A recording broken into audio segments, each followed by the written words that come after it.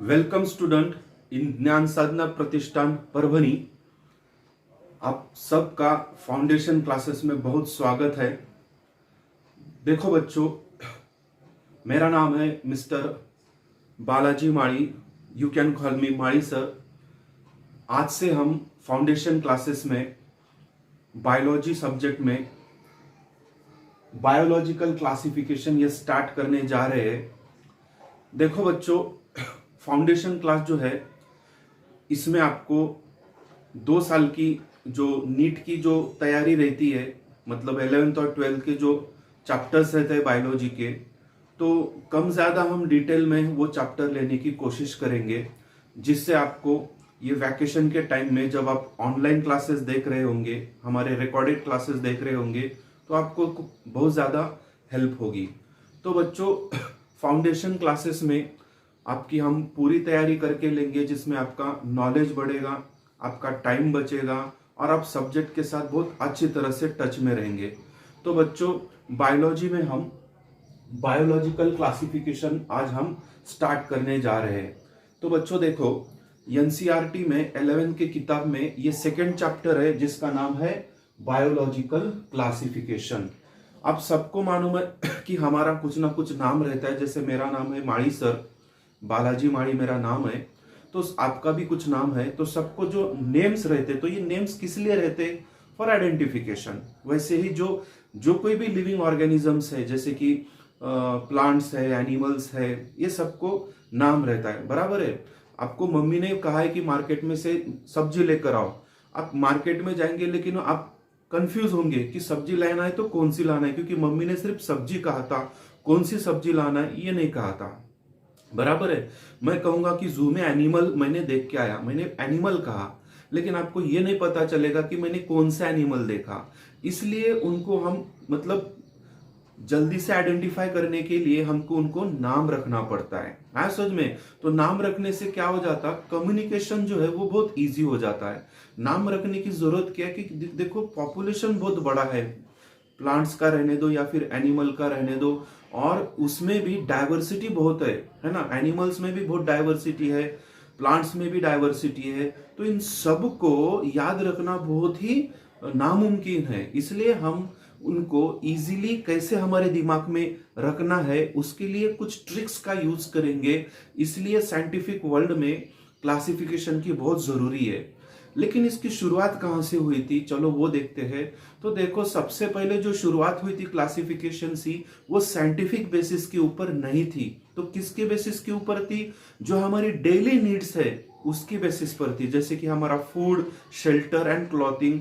हमको जो भी जो भी हमको लगा कि फूड, चलो फूड है, तो जब हम फूड जो यूज करें, फॉर एग्जांपल मैंगो यूज करें, पोटैटो यूज करें, तो इंसान के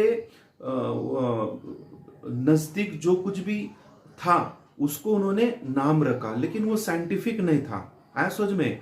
तो कुछ प्लांट्स को उन्होंने नाम दिया, कुछ एनिमल्स को नाम दिया, लेकिन ये साइंटिफिक नहीं था। लेकिन उसका बेस था क्या था? Food, clothing and shelter. Okay. बाद में सबसे पहले जो साइंटिफिक मेथड का यूज करके क्लासिफिकेशन करने की कोशिश की थी, वो था अरिस्टोटल। अरिस्टोटल ने क्या किया, प्लांट्स के मॉर्फोलॉजिकल कैरेक्टर्स के ऊपर से प्लांट्स को क्लासिफाई किया। उन्होंने प्लांट्स को 3 ग्रुप में क्लासिफाई किया: herb, shrub and tree. Herb मतलब ग्रास। हर्ब मतलब क्या? ग्रास। श्रब मतलब क्या? मराठी में श्रब म्हणजे झुडूप, लक्षात ठेवा। श्रब म्हणजे काय? झुडूप। तो श्रब किसको कहेंगे? श्रब का मतलब होता है ऐसा ट्री ना कि वो बहुत ही छोटा होता है या फिर बहुत ही बड़ा होता है। वो मीडियम साइज का ट्री है जिसमें बहुत सारे ब्रांचेस है, ब्रांच्ड है ना। एक दूसरे उसका मेन ट्रंक और ब्रांचेस में आइडेंटिफिकेशन करना मुश्किल है, ऐसे इसको कहते हैं हम श्रब। सच में, जैसे आप गार्डन में जाते तो बाड़ देखते, बाड़ जो गार्डन की बॉर्डर होती है ग्रास की, बाड़, तो actually it is a shrub. उसका मेन ट्रंक कहाँ है, उसके ब्रांचेस कहाँ है, ये आइडेंटिफिकेशन बहुत ही मुश्किल होता है, वो डेंस होता है। तीसरा है ट्री, जो बड़े बड़े पेड़ होते हैं जिसको ट्री। तो अरिस्टोटल ने क्या किया, क्रॉस मॉर्फोलॉजिकल कैरेक्टर्स को कंसीडर करके प्लांट्स को 3 ग्रुप में क्लासिफाई किया: हर्ब, श्रब और ट्री।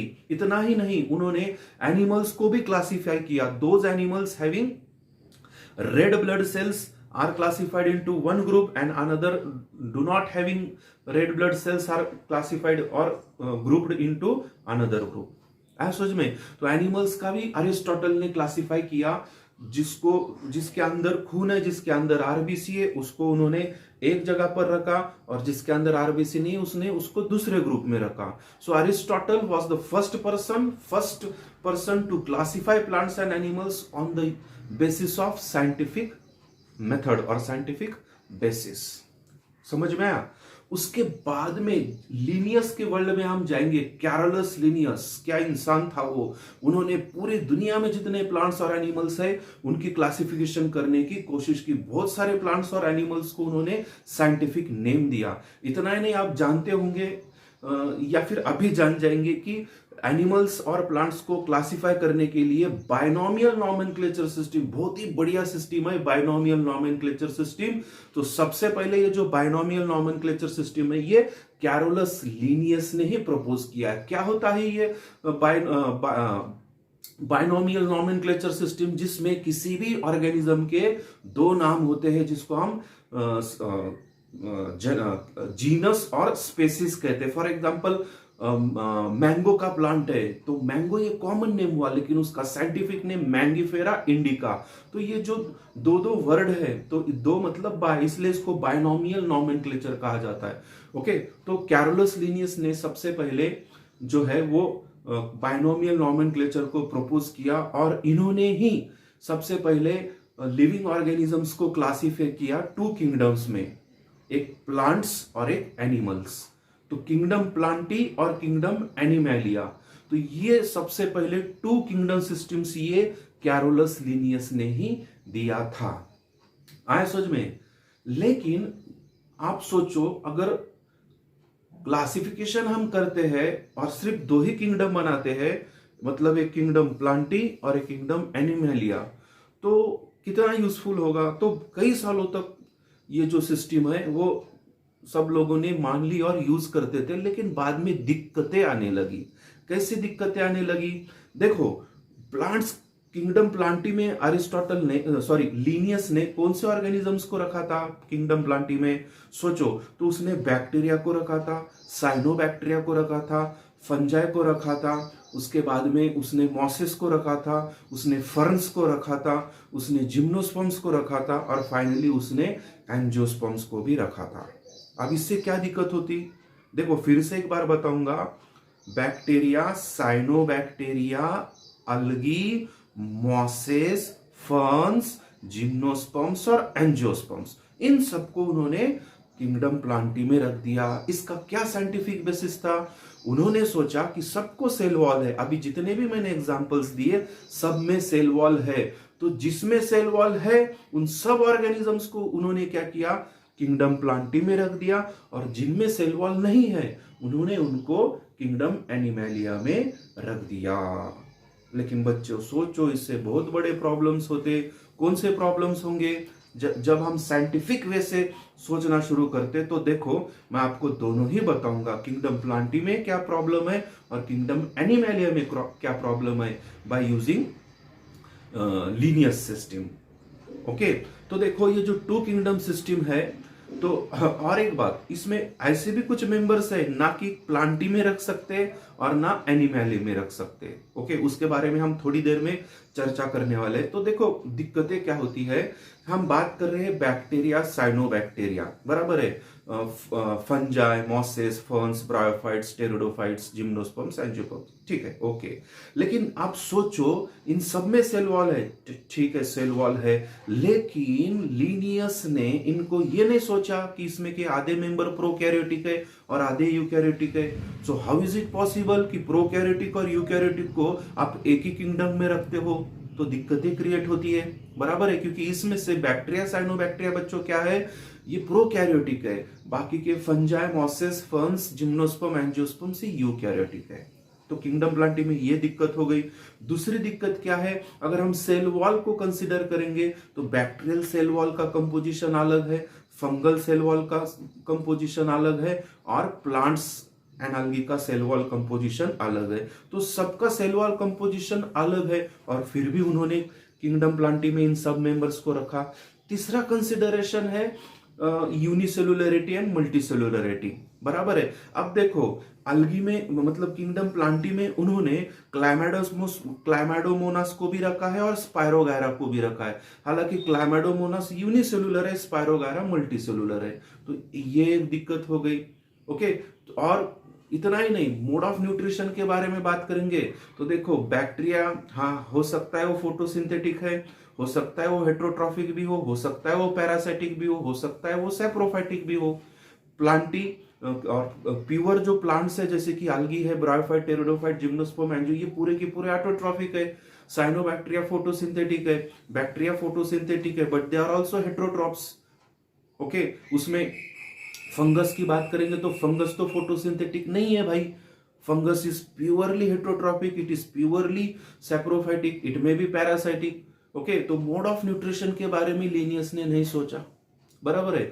चलो आप बात करते हैं किंगडम एनिमैलिया के बारे में। किंगडम एनिमैलिया में भी आपको अगर मोड ऑफ न्यूट्रिशन के बारे में डायरेक्टली बात करेंगे तो कुछ सैप्रोफाइट्स भी मिलेंगे, कुछ हेट्रोट्रॉफिक भी मिलेंगे और कुछ होलोजोइक भी मिलेंगे और कुछ सैप्रोफाइट्स भी मिलेंगे, ऑटोट्रॉफिक नहीं मिलेंगे आपको, बराबर है।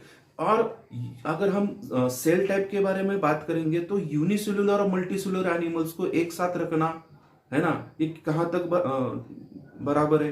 क्योंकि देखो पैरामीशिया है, अमीबा है और हम तीनों एक किंगडम में कैसे आ सकते हैं? क्योंकि पैरामीशिया और अमीबा यूनिसेलुलर है, हम मल्टीसेलुलर है ना। तो इतने सारे ड्रॉबैक्स थे अर्लियर सिस्टम्स के, ओके, अर्लियर बायोलॉजिकल क्लासिफिकेशन के। ओके, एक बार मैं फिर से रिवाइज करूंगा, फिर हम आगे बढ़ते। देखो सबसे पहले जो क्लासिफिकेशन हुआ था वो साइंटिफिक बेस पे नहीं था। तो ह्यूमंस ने क्या किया, लिविंग ऑर्गेनिजम्स को क्लासिफाई किया on the basis of their need, that is food, clothing and shelter. उसके बाद में पहला आदमी आया जिसका नाम था एरिस्टोटल, उन्होंने लिविंग ऑर्गेनिज्म को क्लासिफाई किया ऑन द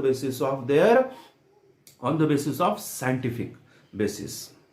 ओके, उन्होंने क्लासिफाई किया प्लांट्स को into herb, shrub and tree, और एनिमल्स को भी क्लासिफाई किया into those having red blood cells and those which are not having red blood cells, correct. उसके बाद में टू किंगडम सिस्टम दिया लीनियस ने, कैरोलस लीनियस ने, और उन्होंने डायरेक्टली लिविंग ऑर्गेनिजम्स को दो किंगडम में डिवाइड कर दिया, किंगडम प्लांटी और किंगडम एनिमैलिया। किंगडम प्लांटी में उन्होंने लीनियस ने क्या रखा था, कौन से ऑर्गेनिजम्स रखे थे? Bacteria, cyanobacterium, mosses, ferns, gymnosperms और एंजियोस्पर्म्स। उनके कुछ ड्रॉबैक्स थे वो मैंने आपको बताया था, बराबर है। कौन से ड्रॉबैक्स थे? बैक्टीरिया, साइनोबैक्टीरिया प्रोकैरियोटिक है, बाकी के सब यूकैरियोटिक है। कुछ ऑर्गेनिजम्स यूनिसेलुलर है और कुछ मल्टी सेलुलर है, जैसे कि क्लाइमेडोमोनास यूनिसेलुलर है, उसके बाद में बैक्टीरिया यूनिसेलुलर है, उसके बाद में मल्टी सेलुलर के अगर एग्जांपल देखेंगे हम तो स्पायरोगायरा ये मल्टी सेलुलर है, तो सबको उन्होंने एक जगह पर रखा था। मोड ऑफ न्यूट्रिशन के बारे में बात करेंगे तो कुछ ऑटोट्रॉपिक है, कुछ हेट्रोट्रॉपिक है, कुछ सैप्रोफाइटिक है, फिर भी उन्होंने किंगडम प्लांटी में रखा था। सेल वॉल की कंपोजिशन के बारे में बात करेंगे तो बैक्टीरियल सेल वॉल का कंपोजिशन अलग है, जिसमें म्यूरिन, पेप्टिडोग्लाइकैन प्रेजेंट रहता है, फंगस में काइटिन प्रेजेंट रहता है, और हाइयर प्लांट्स में या फिर किसी भी प्लांट में सेल वॉल का मेन या फिर चीफ कॉन्स्टिट्यूएंट क्या है? सेलुलोस है। आप यहाँ पे देख सकते हैं, cellulose is the chief constituent, okay, in plants. Kingdom animalia की भी ड्रॉबैक्स है। कौन से ड्रॉबैक्स है किंगडम एनिमैलिया में? पैरामीशिया और अमीबा को हम नहीं रख सकते क्योंकि वो यूकैरियोटिक है। इसका मतलब है कि ये टू किंगडम सिस्टम कहीं तो इनएडिक्वेट फील होने लगी। अब उसको थोड़ा सा मॉडिफाई करने के लिए अर्नस्ट हैकल ने एक तीसरा किंगडम दिया, उस तीसरे किंगडम का नाम था प्रोटिस्ट।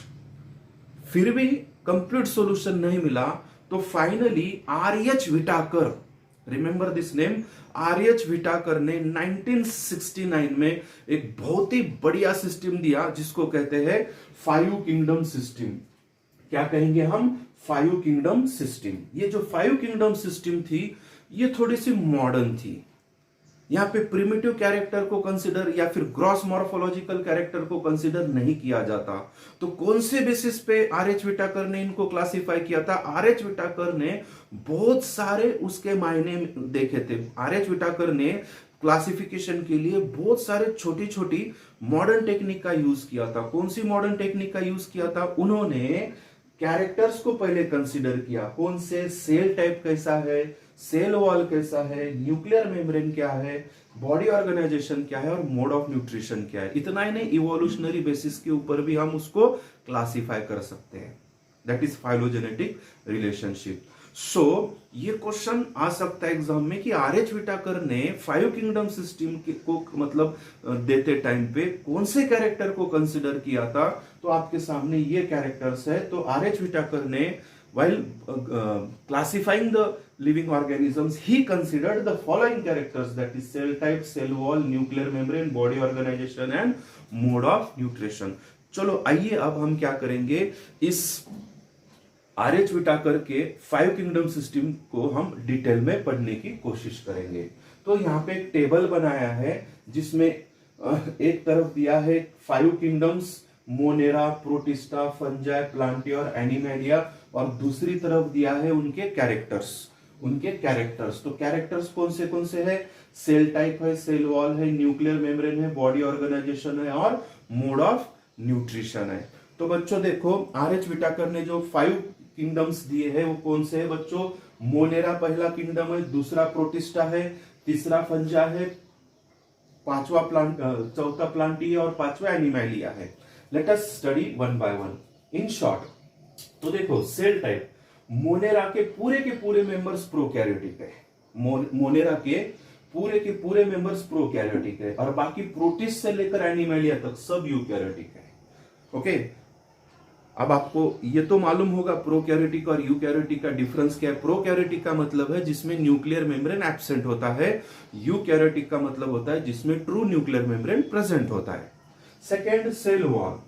तो देखो, मोनेरा में सेल वॉल है which is non-cellulosic, which is made up of polysaccharide plus amino acid। मैंने बता दिया था, ये नाम याद रखो, पेप्टिडोग्लाइकन और म्यूरिन। पेप्टिडोग्लाइकन और murein are the chief constituent of cell wall present in Monera, shown by the members of Monera। Protist में यस प्रेजेंट, कुछ में प्रेजेंट है। फंजाई में हाँ सेल वॉल प्रेजेंट है which is made up of chitin which is a polysaccharide। Plantae chief component is cellulose. Cellulose को छोड़ के हेमीसेलुलोज, पेक्टिन, लिग्निन, सुबेरिन, ये भी डिपोजिशन हो सकता है सेल वॉल के ऊपर। एनिमेलिया में absent, cell wall is absent. उसके बाद में न्यूक्लियर मेम्ब्रेन तो मोनेरा है, प्रोकैरियोटिक है, तो न्यूक्लियर मेम्ब्रेन ऑब्वियसली एब्सेंट, बाकी सब में प्रेजेंट। बॉडी ऑर्गेनाइजेशन सेलुलर है, ठीक है, सेलुलर है, सिर्फ वायरस है सेलुलर है। जो सेलुलर है उन सबको यहाँ पे रिप्रेजेंट किया आर.एच. व्हिटाकर ने।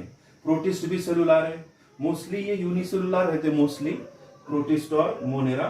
फंजाई जो है वो मल्टीसेलुलर है और लूज टिश्यू से बना है। मालूम है ना, फंगस की बॉडी में थ्रेड लाइक स्ट्रक्चर रहते, बराबर है। वो थ्रेड लाइक स्ट्रक्चर को हाइफा बोलेंगे, बहुत सारे रहते हैं इसलिए हाइफी का जो नेटवर्क बनता है उसको बोलते हैं माइसेलियम, बराबर है।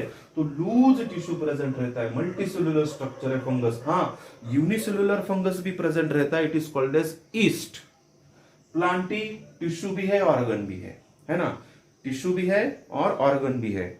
एनिमेलिया में टिश्यू है, ऑर्गन सिस्टम है, जैसे कि हमारी respiratory system, digestive system, skeletal system, nervous system etcetera. Last में मोड ऑफ न्यूट्रिशन देखेंगे तो मोनेरा कैसा है, ऑटोट्रॉफिक भी है और हेटरोट्रॉफिक भी है। मतलब कुछ मोनेरा का जो मेंबर्स है, कुछ कीमो ऑटोट्रॉफिक है, कुछ फोटो ऑटोट्रॉफिक है और कुछ हेटरोट्रॉफिक है। ओके, हेटरोट्रॉफिक में पैरासाइटिक भी रह सकते हैं। प्रोटिस्ट में ऑटोट्रॉफिक भी मिलेंगे, हेटरोट्रॉफिक भी मिलेंगे। फंजाई में हेटरोट्रॉफिक है, डिकम्पोजर्स भी रहते, सैप्रोफाइटिक भी रहते, पैरासाइटिक भी रहते। Plantae all are autotrophic except few members like cuscuta, जिसको हम अमरवेल या फिर डॉडर बोलेंगे। एनिमेलिया हेटरोट्रॉफिक है, very few are saprophytic, but 99% they are heterotrophic and the mode of nutrition is holozoic. They engulf the food material, that is holozoic. So these are the characters given by R.H. Whitaker, that is characteristics of 5 kingdoms. So R.H. Whitaker ने 5 kingdoms दिए थे, Monera, protista, fungi, Plantae और animalia, on the basis of these following characters. Okay, उसके बाद में कुछ scientist ने 3 domain system भी दिया था, जिसमें मोनेरा में दो डोमेन थे और बाकी के पूरे यूकैरियोट सिंगल डोमेन। तो ऐसे टोटल 6 किंगडम्स हो गए। ओके, तो बच्चों ये था हमारा first parade regarding the foundation, जिसमें हमने ये चैप्टर डायरेक्टली स्टार्ट किया है बायोलॉजिकल क्लासिफिकेशन। ओके, चलो, थैंक यू।